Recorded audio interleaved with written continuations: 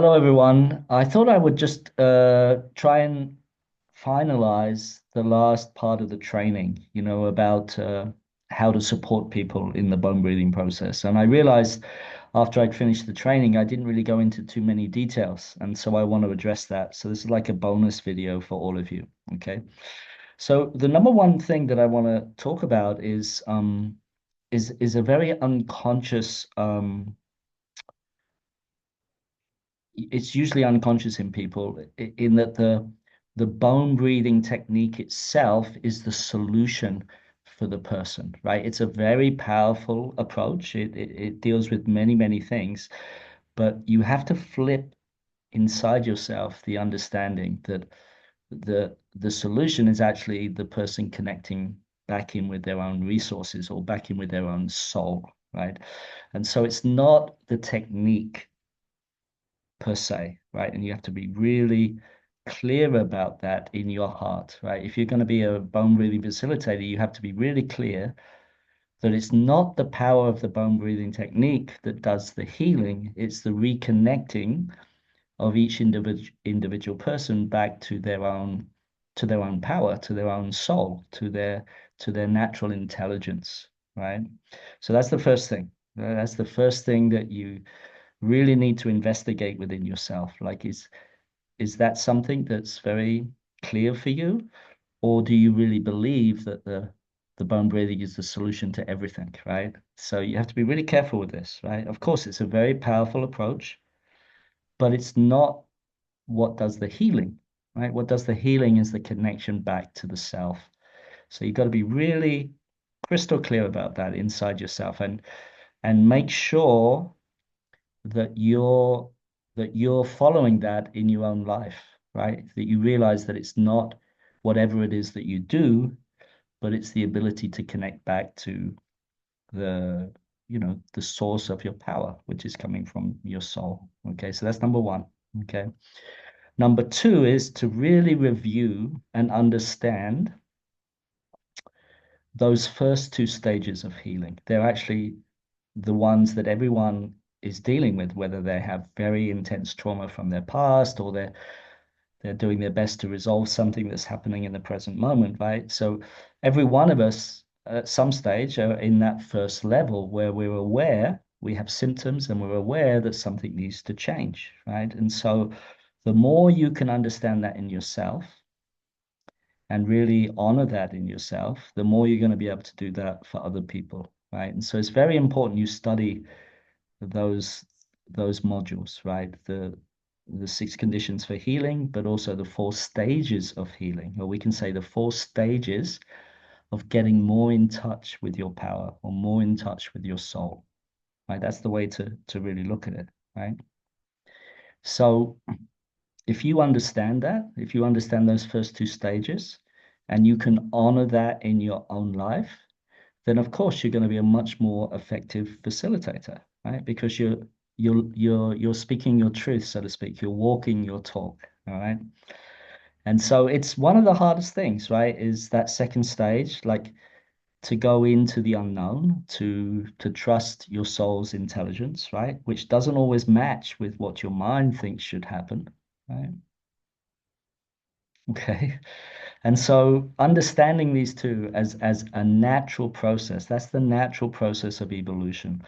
And if you understand that really deeply inside yourself, then you'll be a great facilitator for other people, right? Because you've been through it. You've walked through that process yourself, right? And it really doesn't matter the outer circumstances, right? So this is the other thing we got to be really careful with. Like we tend to say, oh, someone who was abused in childhood, like they have this all this trauma, and we put that on, it's almost like we put it on a pedestal of pain, right? We say, oh, that's the worst pain that you could possibly have. No, pain is pain. Okay. Okay. Pain is pain, right? And it's the same for everyone. That pain is the same for everyone. So we've got to be really careful about assigning um like what I call like a how can I explain it? Like overemphasizing something as being much more worse than this, right? And again, it's a very typical thing that we do unconsciously. All right. And so again, I'd like you to really look at that very deeply. Like, do you do that? Do you like put certain categories as being more, like needing more sensitivity or more care, right? And of course, those things are true. We always need more care and sensitivity, and that's why I talked about the ability to listen more, right? So it doesn't really matter what the mind is interpreting and saying. What's important is acknowledging that natural process in life, right? Which is the first stage is just the awareness of the need for change. Okay. And that can have a wide spectrum, right? It can be an incredibly wide spectrum of situations. And because we're all so different, we're also unique, right? So again, really think about this in your own life. Like, do you categorize, pain and make some things more important than others, right?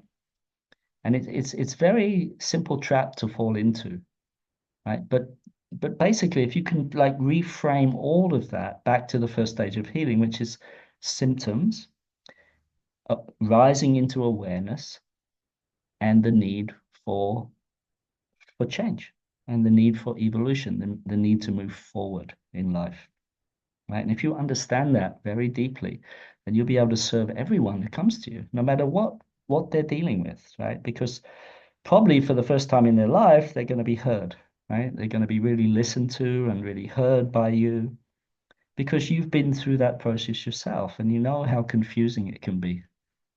Mm. Okay, so this takes time to develop in your own life and in your own experience. All right, but I promise you, you start to put these principles into effect, and it will make your life much simpler in a way, less complicated, right? Less thinking about like what you have to be a facilitator of change, right? And it's actually more simple than that. It's just like we have to walk our talk. We have to be true to ourselves and be honest with ourselves. So honesty, very important quality, right? So if you can facilitate those first two stages in the healing process, everything else is like a bonus after that because what comes after the second stage of confusion and not knowing is the breakthrough. And this is the third point that I want to make clear to everyone. The breakthroughs take care of themselves. That's not your responsibility. Okay. The breakthroughs take care of themselves. So this was the lesson I had to learn time and time again doing body work with people, right? It's realizing that the life force has its own intelligence of when that breakthrough happens. You can put into place the conditions for that, but the timing is not up to you. It's up to life, right? And it's up to that person's particular soul journey uh, when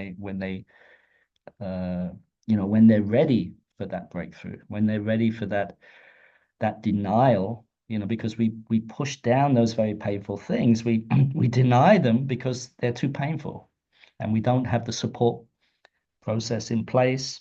We don't have the maturity. We don't have the awareness to be able to have a breakthrough, right?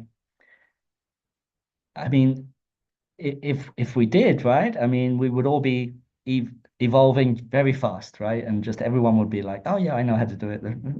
But it's not like that. It's a process, and that process is unique for each of us, right? Depending on our life circumstances. I mean, just on a myriad of things, right?